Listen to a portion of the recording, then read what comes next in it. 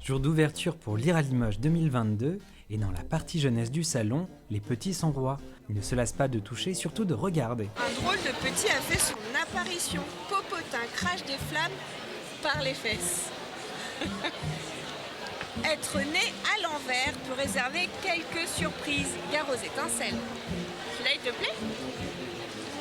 Qu'est-ce que tu aimes lire, toi ? Les monsieur madame. Ça parle des monsieur madame. Il y en a qui sont des fois parfaits, un peu méchants.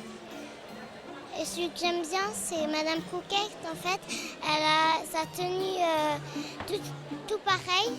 Et aussi, c'est qu'en fait, toute sa maison est de la même tenue. Aider à grandir par la lecture est un des objectifs de la littérature jeunesse. Même si c'est parfois des histoires un petit peu difficiles, sur des sujets un petit peu difficiles, l'idée c'est de les aider à grandir, à gérer les émotions par rapport à ces moments difficiles. Par exemple, Au temps des cerises, donc un album qui met en scène une maman et sa fille. Et en fait, la maman est malade et on va voir l'évolution de la maladie de la maman au fil des saisons. Pour donner le goût de lire, pas de recette miracle, mais du bon sens. La lecture, ça se découvre tôt et en famille. Avec Maëlys, on lit depuis qu'elle est toute petite. Du coup, le goût de lire, elle l'a vraiment acquis dès ses plus jeunes âges. Et maintenant, elle lit toute seule, mais vraiment, elle dévore. Donc je crois que le goût de lire, elle l'a. Du côté des ados, l'idée serait plutôt de laisser faire et choisir.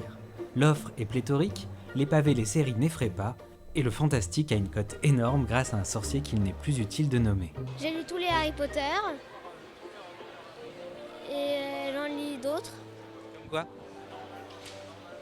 L'œil du loup, Cro-Blanc.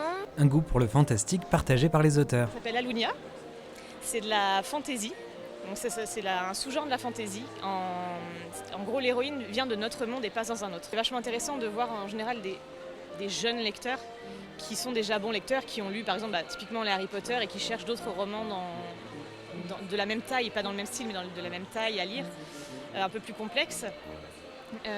Et de voir en fait qu'on arrive à les entraîner dans les univers qu'on imagine, c'est vachement cool. On ne voit personne traîner des pieds dans les allées du salon.